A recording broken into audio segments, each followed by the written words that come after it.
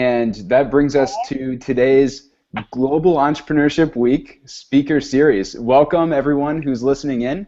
My name is Matt Rudder, and with us is Anastasia Miron. And Hi, everybody. we are here to open up the speaker series for this week, Global Entrepreneurship Week, happening all over the world. Here in Moldova, we have a few teams of people that are going all over the country, and they are competing in different startup competitions. We have some people in America, such as Anastasia, and a former volunteer who was working in Moldova, who is Julie Carter. She's working on the Diamond Challenge team in Delaware. And so we are excited to be a part of this international event and excited to be able to share some information with all of you about entrepreneurship for youth, for adults, and what we've been able to accomplish together and where entrepreneurship is going in the future. So again, my name is Matt Rudder. I'm going to be the moderator for today as we are talking to Anastasia. Anastasia is a Moldovan entrepreneur who is now using her gifts and her skills over in America. And so what we're going to do is we're going to talk to Anastasia. I've got some questions for her. We're going to hear about her life experience and the process of her starting up a company, an innovative company in the States. And then we are going to be asking for your questions. And so I'm now making live our question bar. You can go in, if you're signed into the Google Plus account, on the left-hand side of the screen, you'll be able to go in, type in any questions you have. If you like some questions that are already there, there's a button that says a +1.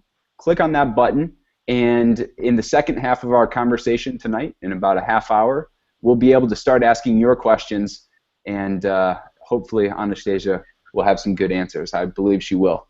So Anastasia, are you ready? Yeah, anytime. Okay. So Anastasia, tell us a little bit about your business and in the company that you have. We know that you gave the title of the conversation today, Social Businesses and Growth Hacking.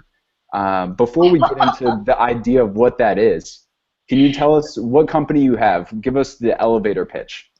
Right. So I run a small startup called GlobeIn, which helps artisans from all around the world, from the most remote regions, to sell online.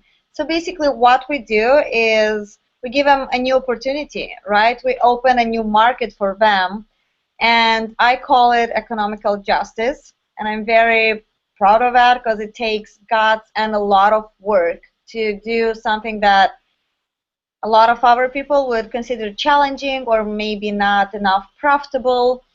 But it is very rewarding to me, so I start that. Anyhow, a social business is basically a non-profit with a profit.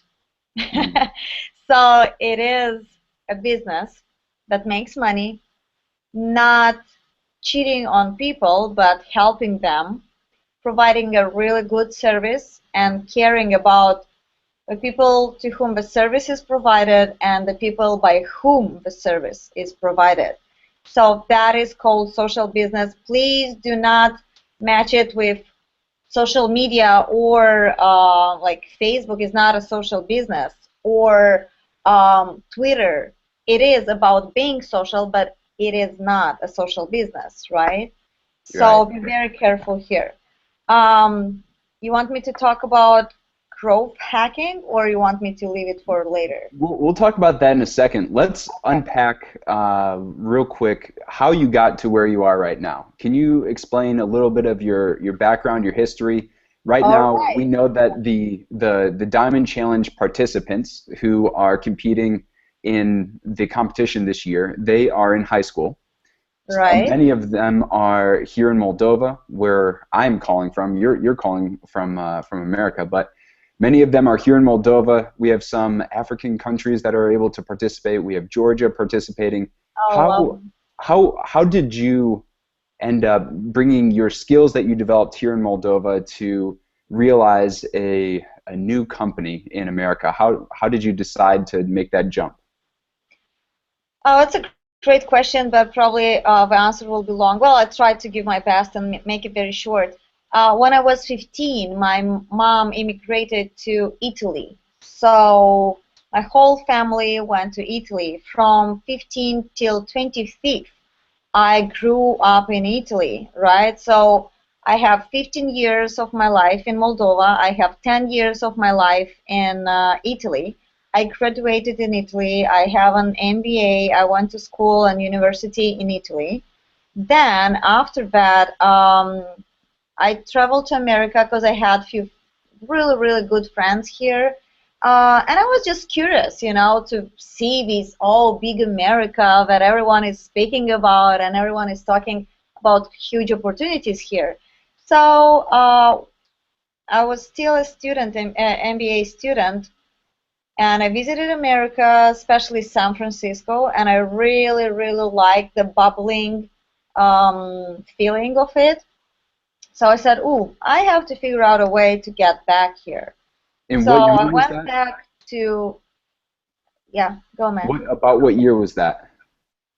Well, I'm 29 now, so 4 years ago. 4 years ago. Okay, so Yes, that was right when a lot of the what's called the entrepreneurship revolution was happening. San Francisco was a exactly. very interesting place to Yes, be at that time. yes, absolutely. That was it is still the best place to be for, especially for social entrepreneurs and everything that is online or high tech related, everything that is like internet, computer science, and so on. Yeah, definitely that is the place to be. It's not easy, it's different, but it's lovely. You know, Hmm. if you like to do a challenge, you definitely have to visit San Francisco. So basically, I came here for a 6 months internship in the hub, Impact Hub. That is a co-working space. It's a shared space for different offices, and but the people that are there, they're very social oriented. So I did my internship for 6 months. Then I just stayed here because the idea about GlobeIn came, and I got a lot of, you know, in the 6 months, I gathered together a lot of friends, like really, really nice, intelligent people with remarkable skills, and I just stayed. Yeah. And then that's how I started GlobeIn. I was crazy enough to say, I'll take the risk, I'll make it happen. Okay, so how long between the time when you first had the idea for GlobeIn and the time when you decided that this is what you were going to do? About 2 months, I guess. Okay, Because so you know, I have 7,000 ideas per minute, and not all of them are good, right? Or not all of them are transferable in business. So I start browsing the web to understand if it's a doable, if it's feasible, if it makes sense. Then I spoke to my partners, my two other co-founders, and they said, yeah, that sounds about right, that sounds doable, so let's just, you know, give it a shot. So I've done a lot of research, business planning, and SWOT analysis, and everything that I've learned at school didn't work out. It's not enough. You have to prototype. You have to test it, understand, and get a lot of statistics, because numbers are essential in business. So what I did, I took a bus and went down in Mexico for 3 months, meeting with artisans from very remote regions that would not speak any English, that would have no clue about internet or online selling. They would look at me as absolutely crazy, mad girl traveling around the world. So I had to learn how to explain a difficult concept to very simple people, right? mhm, yeah. And of course, you learn that by experiencing it, because you say a thing and then you see their reaction and you understand that they do not understand you. So by that, you start brainstorming new approaches, because you have to deliver the message, you have to talk to people. And I've learned a lot. I've learned a lot. We start selling their items. I start training them, and then with statistics like what sells, why sells, how sells, how the artisans are reacting, or how willing or open they are, how trainable they are, meaning that how many days do I need to explain them how to use an online platform, right? You can measure all of that. So Okay. with that statistics, I came back to America. Okay, this is great. Before we get on to measuring, because I do want to ask you some questions about that, let's dig in a little deeper to that first phase where you had an idea, you thought that there was a need, and as you mentioned before, the idea of a social business is that you are going to be able to make money, but you will also be able to help people. And do you agree that not only social businesses, but all businesses should be solving some type of problem? Is that something you would agree with? Yeah, definitely. Okay, so what you did is you got onto a bus, you went down to Mexico, and did you automatically know that that is who your customer segment was going to be, or those were the types of people that you were going to be solving their problem, and therefore you felt the need to have a face-to-face conversation? Is that correct? Well, they're not my customers, they are my users. Don't confuse them. My customers are people from America, and honestly, I didn't really know who are going to be my customers. But I for sure knew that my users will be people from remote areas that do not have access to internet. So to include them, I really needed to know if they want to be included, if it's a problem in my head that I think they have, or it's a real problem that I have to solve. So that's why I went down to Mexico and start talking to people, start talking to everyone to figure out if this is a real problem or a made-up problem by a Moldavian that grew up in Italy that just moved to America, right? Yeah, and this is great. This is what we speak with the students about quite often. You and I spoke a couple days ago about the lean startup process, and that's exactly what people like Steve Blank and Eric Ries are advocating: getting out of the building, speaking with people, and making sure that you understand what problems they have. What tools did you use, or what method did you use to make sure that you were not just finding information that you wanted to find, but you were finding the truth? Did you go and you interviewed people? Did you ask them to go to a cafe? Did you have a survey? Were you just standing on the street corner? How did that process look? Well, I'm very talkative, probably, as you can say, right? And for me, it's very easy just to start talking to people. And when you talk, you have to have ears, eyes, and be very open to hear what they are telling you, not what you want to hear. So I would take notes. Yes, I did have a very small survey. I took a lot of notes, and every night I would come home and try to gather them together, like to put something together and see a path or a link between what they are telling me. I would travel to very remote areas, to people that do not know how to write or read, so basically they are illiterated. And the talking process is the only way of communication with them. So I would travel to their homes, but the main thing that I would do is to go to a market. An open air market, it is the representation of a whole culture. There are like artisans and the locals, and like you would find everything, the culture, the food, everything. So I would go to a local market and just start chatting to people out of the blue, saying, hi, hello, how are you doing? And, what's your name, and so on. I was wondering about this and that.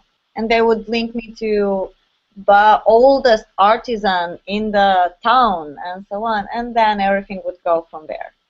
And during your time when you were there in Mexico, what was the one thing that you learned that made you realize, convinced you that this is a business that is viable? Was there a certain conversation that you had, or was there a general understanding that you had where these artisans, they are not able to properly connect with buyers? Was there a certain story that you could give us about that? Oh, that's a great question. You know, I have two answers. What struck me, and I said, yes, I'm going to do that, is the old artisan didn't know anything about computer or online sales, but they are kids, teenagers especially. They would say, oh, you know, yeah, there is an internet cafe, we can do that. So I saw a huge gap, but this gap, no, the next generations are culminating those gaps. So I said, yeah, there is a market. And the second thing that made me understand that there is a real need is that the artisan will sell their goods only once per week in the local market. And they have to carry all of that on them. And then, you know, it's just such a long, painful process. And I thought, well, Etsy, have you ever heard about Etsy? Is another online, very big platform for handmade goods just from America. And they sell per year about $4 billion, which is a huge number, right? And I thought, well, if there is a customer, which it is, as their Etsy is selling a lot, why can't we do it internationally? So that's those are the questions, those are the answers that I had Mm-hmm. in Mexico. And on this point, I assume that you're not the only one trying to do this internationally. Is that correct? Yes. Okay, so at what point did you decide that this is, when you were doing research, that you would be able to carve a niche or a small section of the market? How did you determine what niche to go after? Who will be your customers or who will be your suppliers? And how did you determine that you would be able to compete against these people? You were young, you were just coming to San Francisco. What made you believe that you would be able to outwin some of these other businesses that are working on a similar idea? I guess I was foolish enough to believe it. I didn't. I can't tell you exact numbers or anything. I would just, you know, I would just go and make it happen. Of course, the competition is very healthy. The competition is great. You can learn from their mistakes, or you can compare yourself with them and figure out, you know, if you want to be on the same market or if you want to do something different. Our users that are artisans are from very remote regions areas. So we thought we'll just aggregate them, and that was the main idea. And it was innovative because no one else would do that before. Our customers, I thought, well, if Etsy sells so much, then we can do it too. And then there are other online businesses. So I said, well, it's possible. But I cannot say that I was just in love with social business and doing something good for the society, and it was just stronger than me. Definitely. I don't know if I could take all those risks now. Probably I would. You That's know, good to know. being That's good. young helps. Definitely. That's good. That's good. Now, we have a question, and I was wondering it as well. You were new to the area, but apparently you had some money to be able to start to travel to get a bus ticket down to Mexico. What was your budget like in the beginning, and how did that affect the way that you started this company? The budget was minimal. So basically, when I got to America from Europe, from Italy, I had 500 euros in my bank account, and my aunt gave me 250, and my best friend gave me 50. So I had about 800 euros, which is $1,100. While in America, I I used couch surfing for a living. I would do, I don't know if you know about that, like cooking for, it's just a fair exchange. I would cook for people, and I will eat the food that I cooked with the products that they bought, right? So that is a social, very, very social living, and it takes a lot of creativity and courage to do that. But when you want to succeed or do something that you want, you find a way. There is a way or is a will, right? So my budget was about $1,000 to like develop a whole idea, to be committed to the idea, so I don't have to work. I didn't have to work, and I had time to, you know, focus more on one thing. And then the bus costed me $57. I still remember that because California is really close to Mexico, and it took me about 42 hours to get down. And if you take a plane that costs double, costs $120, it takes you only 2 hours. So just to explain you where I was, like what was my, you know, budget. So really tight budget, really tight budget. And I would use a lot of free services and just open up my heart, my head as well, and connect to people, and always try to give back for every little thing that I had from them. That's great, and I want to thank Vlad for asking that question. Now, on that, having a tight budget, I've heard entrepreneurs tell me before that actually helped their company because it forced them to start small, to test their idea, instead of investing lots of money up front and potentially losing a lot of money very quickly. Is there any way that you believe having a small budget, a tight budget, actually made you more competitive, or made you innovate in some way? Yes, absolutely. It helps you to prototype in such a small, like literally from scratches, so you understand better where to invest more resources.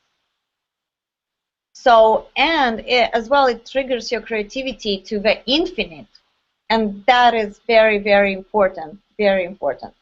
If you have if you have a good big budget for prototyping, you'll kind of lose the focus. I mean, money is not bad, of course, but sometimes it gives hard time. Yeah. So to the Diamond Challenge participants who are out there, they have some great business ideas. They have some challenges in front of them, and one of those challenges being a small budget. It's not the end of their story. They have the opportunity to figure out a way to put things together, to do some hacking, which I think we're going to talk about a little bit later. But just because they do not have access to lots of money up front does not mean that it's impossible for them to start a business. It is possible, Absolutely. right? Nothing is impossible. Absolutely nothing is impossible. If you believe strong enough and you push yourself out of your comfort zone, you can make it. That's great. You know, quitters are not winners. Winners are not quitters. So if you work hard enough and you commit to it, you have to have it.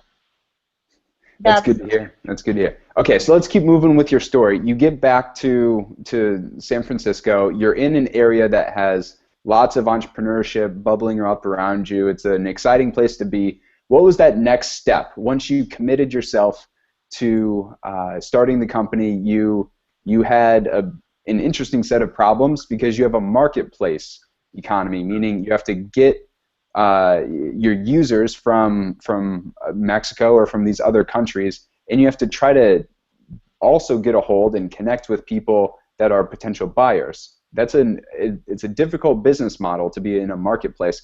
What was that next step in order to maybe find the buyers or the customers?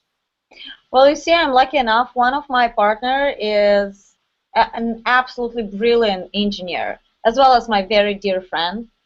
And another of my partners is a brilliant entrepreneur that gathered 56 millions from Goldman Sachs, and he's like doing a he has his own another business, a disruptive business. So what are my skills Like what I'm really good at is to gather amazing people around me. So with those two partners, we figured it out. I couldn't do it by myself. Absolutely not. I am the social entrepreneur in my heart, and I am crazy and committed enough. I have no fears, but when you have great people around you, it helps. Absolutely. Okay. So one of my So right partners, away you started building a team. Is that right? Once you came I back, you had the started team building a before team. I left. I had those two friends before I left to Mexico. Okay. I knew them. I knew them before, but I said, well, I will travel to Mexico in order to understand if it's even doable or feasible. And how did you know that they were the types of people you wanted to start a business with? Obviously, you don't want to start a business with anyone. You want to try to build a company culture. How did you go about doing that? Um, they're complementary to me. We're just so different. We have the same core values, definitely, but their business skills are so different from mine. So that makes us, a whole, a really good unit. Hmm. Because someone has an economical background, someone has a social background, someone has a engineering background. So putting it together, it just it's such a boom. It's a perfect mix. And I truly believe that they're good people, and I can create something with them. Okay. Okay. So you got back. You formed the team. What was the first step that you had to going live or actually starting the company? Did you create a minimum product like a website, or did you An go out on the interface, streets yes, with a people? website. How did that work? An interface, yeah, we created an interface. Well, Vladimir, that is my our co-founder, created an interface. I had all the pictures, all the video, all the data from Mexico already, and we just pushed it live. It was zero cost because he's an engineer. It took him literally a few days to do that. I was in Mexico, so I had already all the information, and we put it online. That's how it started. And then once online, David, Vladimir, and I, we start, pitching and going to investors and go to meetups and networking events, searching for, yeah, basically money to invest, to be invested in us. And it went well. Okay. Well, So you went to speak with people who had the need to make sure you understood the need. You came back and you solidified your team. You had a team beforehand, but you solidified the team yes, and you made sure that everyone had the same beliefs, the same yes, understanding of what you existed for. Then you created a minimum viable product or a basic version of your future business and your future website, and then you went to go speak with investors after you already had something to show. Is that right? exactly. Okay. And now, who was the one to go pitch the investors or go give them a summary of your business and ask for money? Was that your role? Well, all three of us. No, no, no, I can't say it was just me or just one person. Well, of course, David, as already a very established entrepreneur here in Silicon Valley, had a bigger say on that. Not a bigger, like, he is already well known, right? So it was much, much easier, I have to admit that. Because I was fresh from the boat. I was just arrived in San Francisco. Who am I? No one, right? And he's a local. He knows the people, and we just go to network events, and it helps when you have someone who is established in a place. All right. So what advice do you have for getting investment for that early phase where you have a basic product, you know that there's a market, you know that people need your product, and you are just looking for some money in order to start, in order to get what you want up and to a scale that is the level that you want. If you have all of that, what's the next step? Do you create a presentation? Do you just go out and try to meet people, as you said? What are your advice there? You do everything. everything possible and impossible. So you do prepare a pitch. A pitch is a very short communication of what you want to do, what kind of problem you want to solve, and what the outcome will be. So those are three things. Then you do create a PowerPoint or a Prezi presentation, or like few points of presentation. Basically, that's the idea. And then you do go to networking events. You speak to people. You send it to different institutes that are giving grants, and they are like they give feedback, and their feedback normally is very useful because it's constructive, point by point, so you understand where to adjust and how. Um, and then yeah, you just try it all. You just try it all and knock in all the doors. Of course, you have to focus on what makes sense, but you'll not go to a pharmaceutical investor to ask for money for social good in handmade field, right? Mm-hmm. But And so what happened? So you asked for money. Were you able to receive money? And if so, how did you use that to develop the business? so we went pitching. Everyone was like, either would go three of us, either two of us, or one of us, and so on. And in 5 days, we got 1,200,000 for, yeah, just to start. It was our first round of investment. And yeah, we started from there. Then, you know, when you have so much money, everything is just much easier, much easier. And it scales, it grows, you know, but you don't have to literally starve yourself, but you can, you know, take take a plane and fly somewhere, not take a bus for 42 hours. Okay, Yeah. good, good, And we good. invested it in like getting great people on board. Absolutely, my whole team is 10 times better than me. Everyone knows 10 times more than me, and they're just proactive, absolutely amazing, smart people. And that's the key. The team is the key. And you always have to gather around you better people than you, from which you can learn. Yeah. Otherwise, you know, it doesn't make sense. Yeah, no, I think that's an important point. A lot of entrepreneurs or business people in general are afraid to surround themselves by people smarter than themselves, and that Yeah. really ends up holding your business back. Yep. So it's a great point. Now, Absolutely. with this, you have the money, you've been developing. What are the next steps for your business? And I know you wanted to talk a little bit about growth hacking and explain what that is to us. So can you, if there's a way to tie both of those two together, what are you doing next, and what is this thing called growth hacking? Okay, so um, let me tell you what we've been doing so far. We've been traveling around the world, me and my colleagues, and just, you know, reach out to the very small artisans. We will create the whole infrastructure to pay them. Now I'm answering the Inessa's question. Okay. So of course they don't have bank accounts, but they do have, like, they know about MoneyGram, or they know about like some money transfer.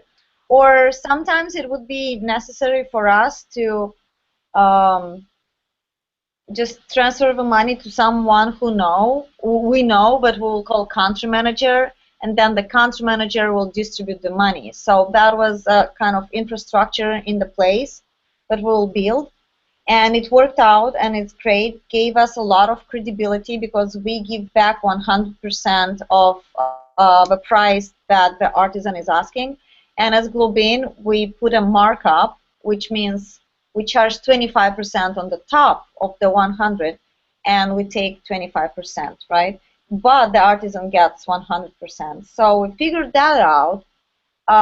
We gain credit, which means we have a history, people trust us, and we start working with what we do now. We integrate our sites that are selling handmade goods from all around the world, and we have international partners.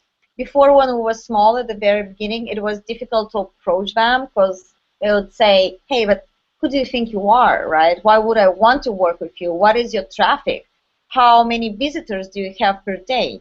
Traffic online means how many people would come to your site and click on your site, or conversion means how many people out of these 100, for example, who visited the site will buy something, right?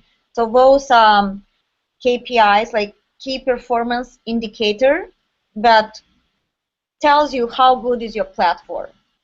So And what do you do in order to monitor those? The key performance indicators on the lean canvas, we have a box that's called key metrics. And so what do you do to make sure that you're watching those? Everyday Google Analytics. So basically Google Analytics is linked to our site, the GlobeIn.com, and we see everything, how we perform, how much we sell, why don't we sell, how many people came to our site, when, what time, from which part of the world, from which region of the world, male or female, and so on. So we keep track of all of that. It's very important. That's great. And just to make sure we're answering that question that you started answering, real simply, how does the artisan pay for the product? Or excuse me, how do you pay the artisan for the product? Well, I just tried to explain it, but okay, let me. So we created the infrastructure in the place. We trained a local person, which is a country manager. We send money to the country manager.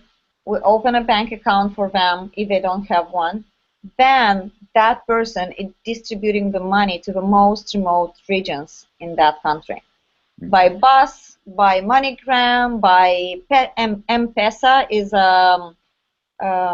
money transfer by phone. So we use the local infrastructure, the local people, to transfer the money to the most remote regions. That's perfect. That's perfect. And did you want to make a note about what is this thing called growth hacking? All right. So when you have a KPIs, hopefully you remember what it is. When you have a traffic, meaning the people coming to your site, and when you have, when you perform well, when you do good and you have a lovely user experience, meaning that your customer that is online likes to spend time just browsing, just being on your site. And when you have a good conversion rate, meaning people that are browsing your site are actually buying, converting into your customer, right? So that is a lovely experience that you deliver to your customer, to your buyer. And when you do that really well, you start doing marketing, retargeting, everything online, and that whole thing is called growth hacking. So you go on social media, on Facebook, you go on Twitter, you go on Pinterest, you do your little things just to understand how your customer behave on both our sites, and then you pull all of them to your site. So it brings a lot of traffic, it brings a lot of conversion, because you know exactly who you're targeting. Mm-hmm. And so this is great. So when you went to Mexico, you find out who those artisans are, then you did some research back in the States, you started to understand who your buyers are, your customers in the States are. It wasn't the end of the story there. You didn't decide that you knew everything it is about your customers. That as a business owner, it's an ongoing process. You really have to keep going out, keep trying to study what they're doing on Facebook or on different platforms, wherever they are. You need to have your eyes there as well and continue to learn from them. Is that correct?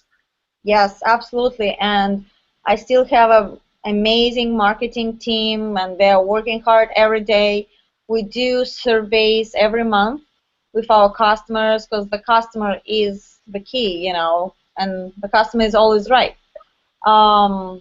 And we do talk to them if something goes wrong, which happens, especially when you work with remote regions of the world.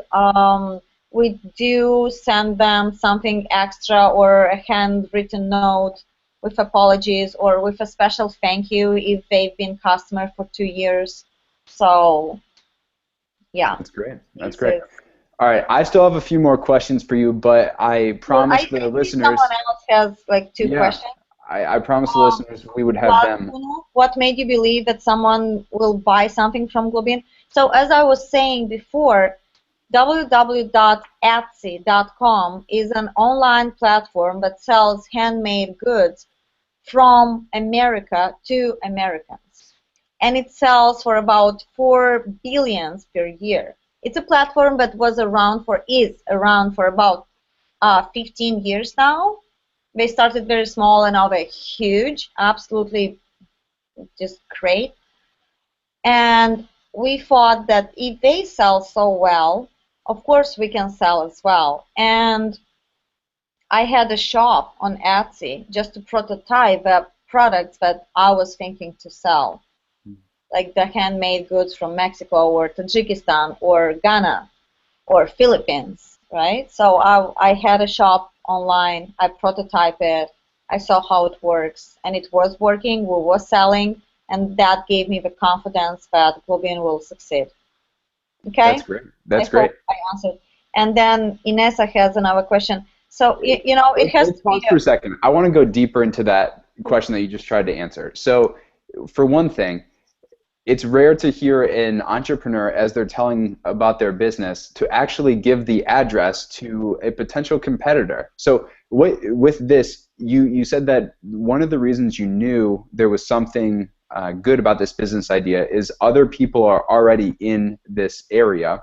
I believe in this time, in America, Pinterest was starting to get popular. So how did you feel about having potential competitors, maybe not direct competitors, but competition coming into the market? Was that scary for you, or was it a good sign? they're not competitors, they are potential partners. This is how you approach the thing.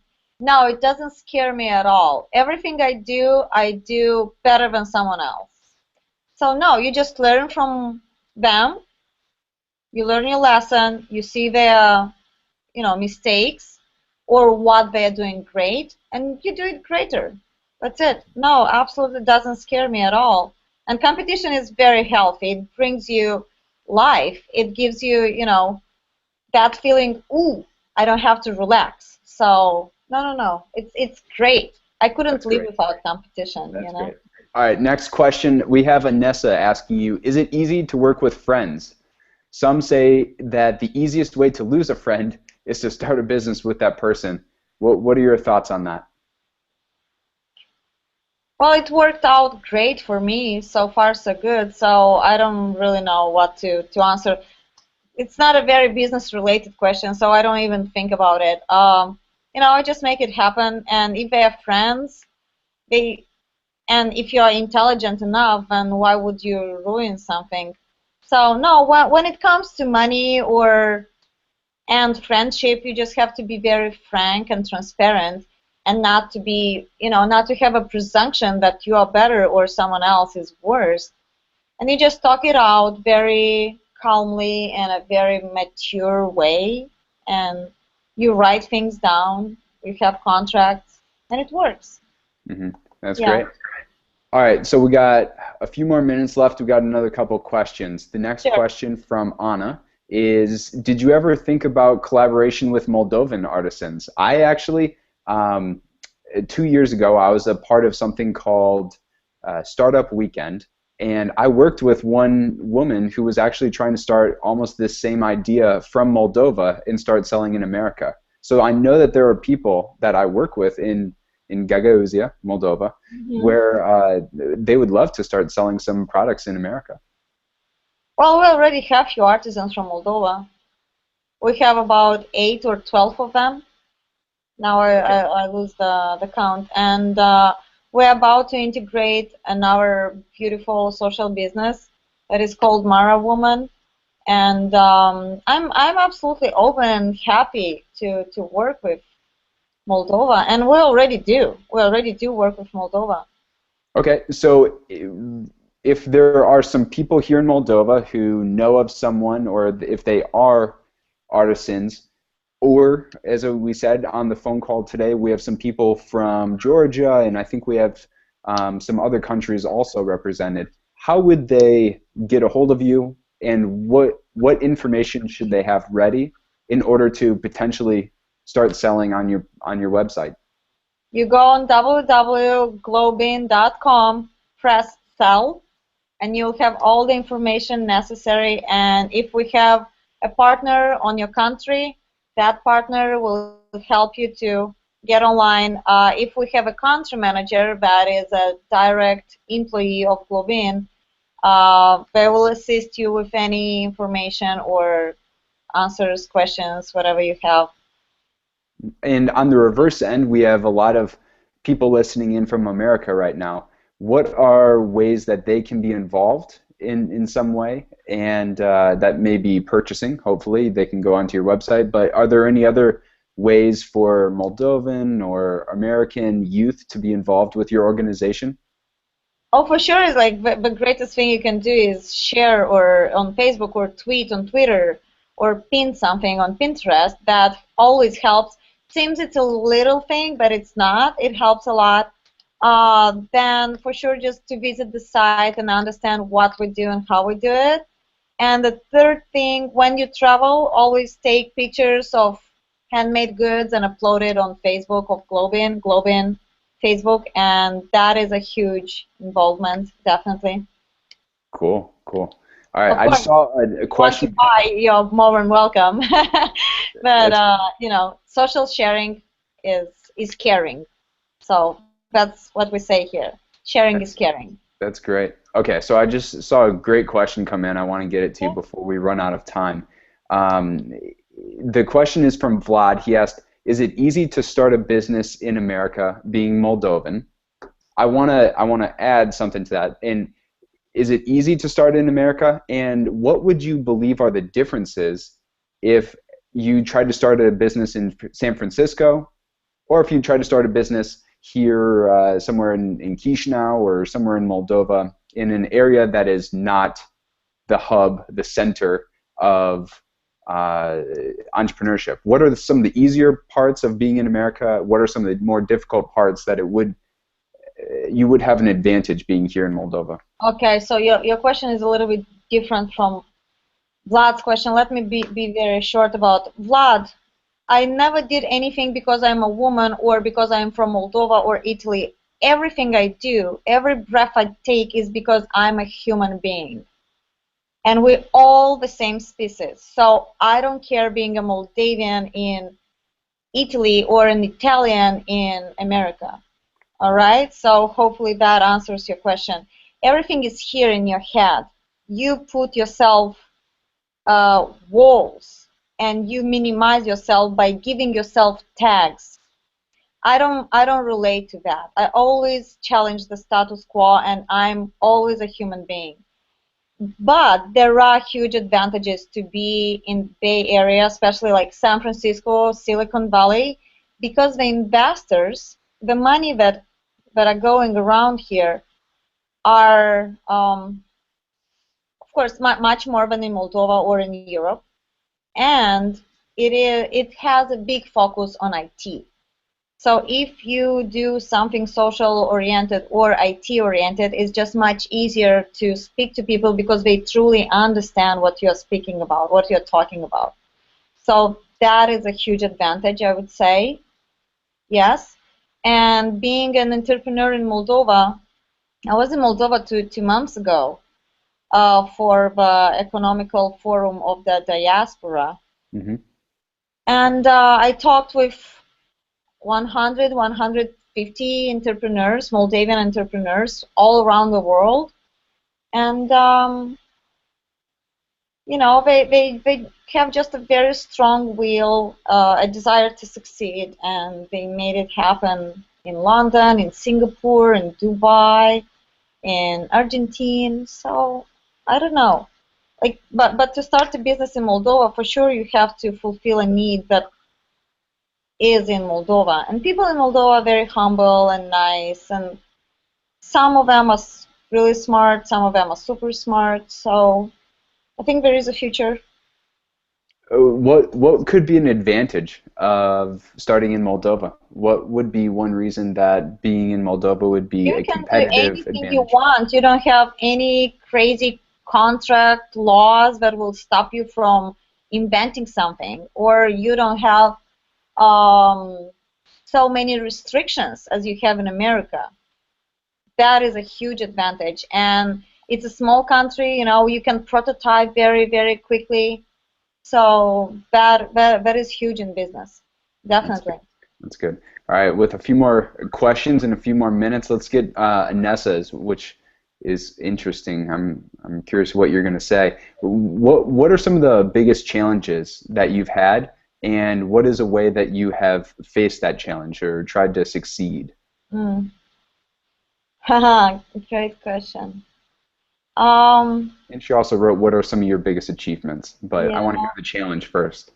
right, right, right.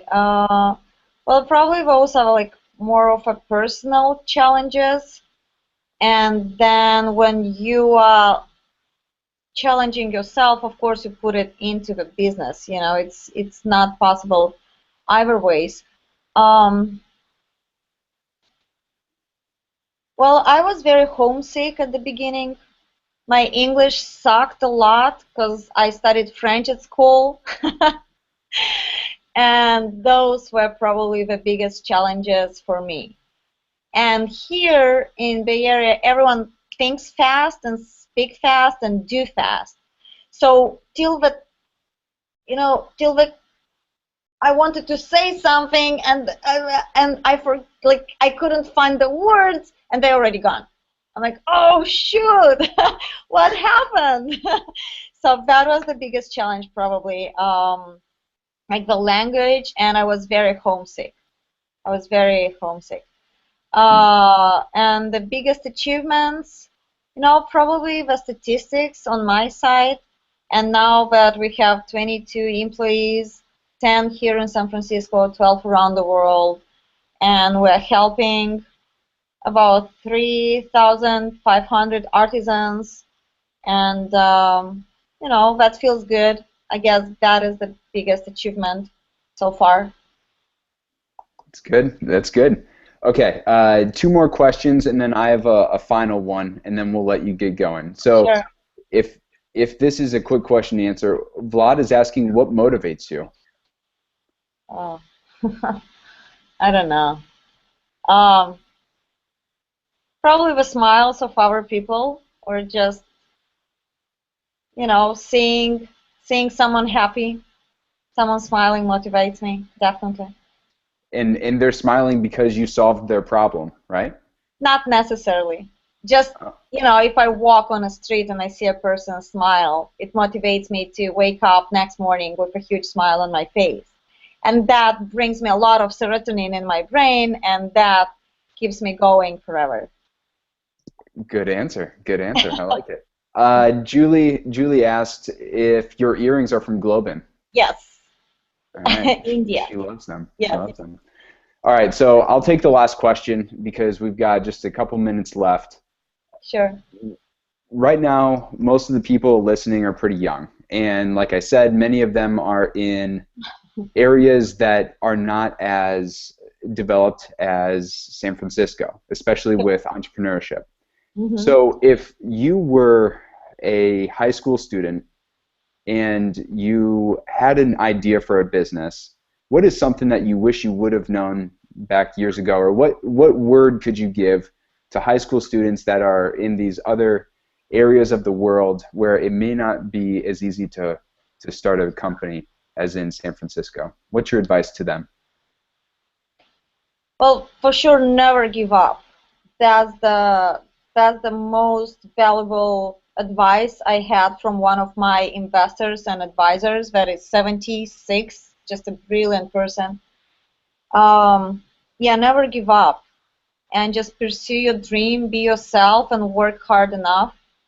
But if I understand that it's maybe in South Africa it's not so easy to get financement as it is in America, but if you speak English, you can browse the web, you can learn about institutions that are, giving out some seed money, or you can get in touch with our people and so on. So there is a beautiful program, unreasonableinstitute.org. Please check it out, for international entrepreneurs, social entrepreneurs.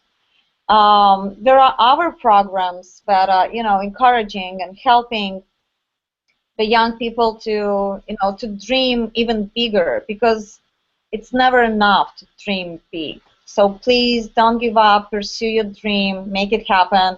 Let me know if I can help. My email is anastasia@globin.com. Email me personally. I'll try to help. I don't know how can I help you, but I'll try my best. So yeah, you have a lot of information online, definitely. And I didn't have it 10 years ago. It wasn't so open. Now it's huge and it's growing and it's beautiful. And again, remember, I'm already old here in the Bay Area. I'm 29 and I'm already old, because a lot of my colleagues, they already sold one of their companies and they are working with GlobeIn for fun. All right? And Mark Zuckerberg, the founder of Facebook, he started everything when he was 18. And by the age of 20, he was a millionaire. So you're never too young. And if someone tells you, "Ooh, you're too young," don't even bother to listen. Anastasia, it's been a pleasure. It's been a great time having a conversation with you. Pleasure is all mine. I've learned a lot. I know the students have, and fortunately, this talk is going to be automatically saved onto our YouTube page. So anyone who listened to us tonight, you can go back and hear more of this information. If you have any questions about how to get in contact with Anastasia, let us know, and we will make sure that we make that available to them. Let's say your company, your name again, and your email address, or not your email address, your website address. So my company is GlobeIn. My name is Anastasia Miron, or Miron, whatever you want to call me. And the website is www.globein.com. That's Thank great. you, everybody. It was a pleasure, a real honor. Very humble. Everyone. It was great having you on tonight for the first round of the Global Entrepreneurship Speaker Series for Diamond Challenge. And we've got another couple events coming up for you. So on Saturday at 6 p.m. in Moldova time, at 11 a.m. Eastern time, we're going to be having a conversation with Igor and with Victoria from EduJoc here in Chișinău. They've recently been competing in some international business plan competitions. They've got a really interesting business idea, and we will be here again with you for an hour-long conversation as part of the GEW Speaker Series. I hope you all enjoyed it. I did, and I'll see you next time. Bye-bye.